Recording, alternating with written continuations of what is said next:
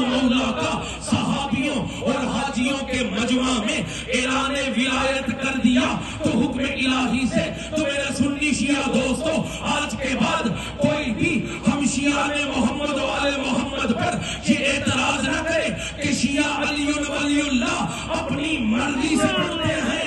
ارے اپنی مرضی سے نہیں بلکہ اللہ کی مرضی.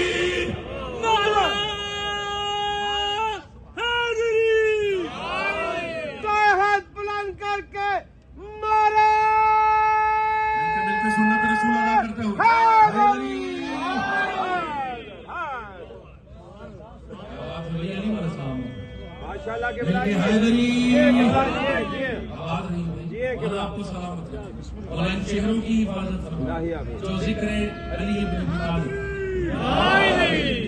سلامت رہیے. بھائی سنی شیعہ کا مجمع ہے, سنت رسول ادا کرتے ہوئے دونوں ہاتھ بلند کرتے ہوئے سنت رسول ہے. نعرہ تکبیر, نعرہ رسالت. آگے آپ کے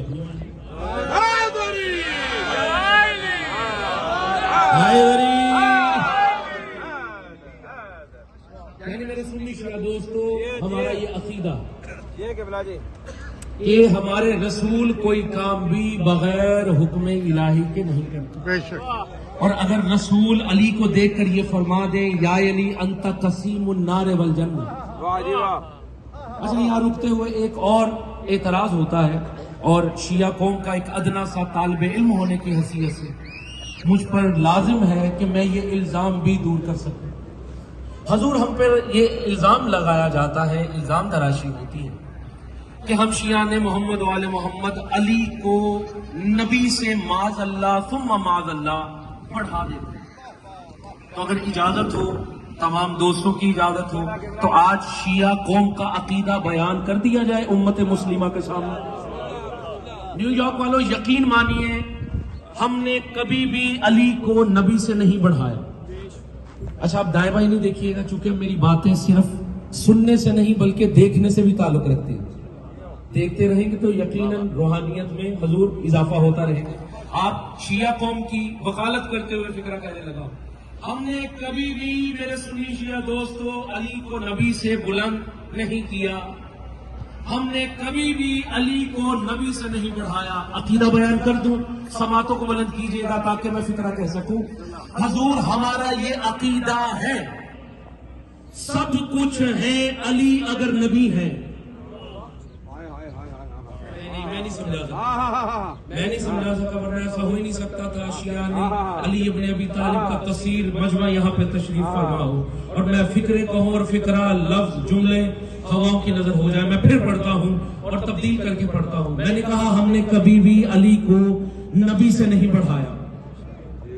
ہمارا یہ عقیدہ ہے سب کچھ ہے علی, سب کچھ ہے علی اگر نبی ہے, اور کچھ بھی نہیں علی اگر نبی ہی نہیں. کافی سب بات کہہ رہے ہیں. میں نے کہا سب کچھ ہے علی اگر نبی ہے, کچھ بھی نہیں علی اگر نبی ہی نہیں. اس کی وجہ یہ ہے ہم نے تاریخ میں علی کو نبی کی جوتیاں گانٹتے ہوئے دیکھا ہے اور یہ سنا ہے انا عبد من عبید محمد, میں محمد کے بندوں میں سے ایک بندہ ہوں. اچھا یہاں پہ بھی رکتے ہوئے بتاتا چلوں, یہاں پہ عبد کا ترجمہ اکثر غلام کیا جاتا ہے. قبلہ بیٹھے ہیں, صاحب امامہ ابا ہے, میری تائید فرمائیں گے. عربی میں قبلہ عبد کہتے ہیں بندے کو, غلام کو نہیں. جس طرح ہم کلمے میں پڑھتے ہیں اشہد ان محمدن عبدہ ورسولہ,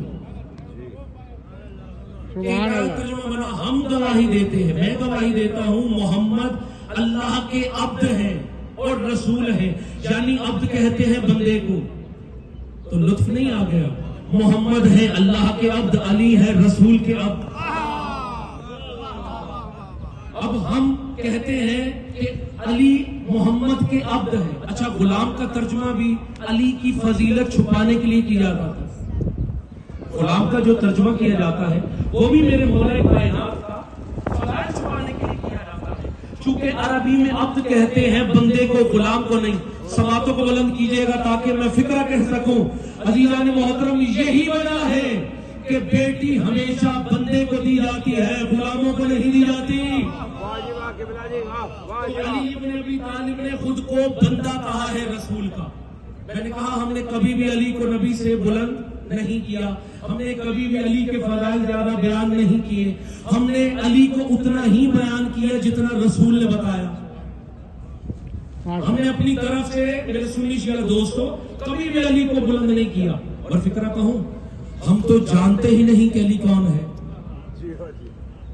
بھائی رسول کی حدیث ہے نا، میں رسول کی حدیث پڑھتے ہوئے آگے بڑھتا ہوں، پریشان ہونے کی ضرورت نہیں۔ رسول نے کیا فرمایا؟ یا علی تجھے یا میں جانتا ہوں یا وہ جانتا ہے۔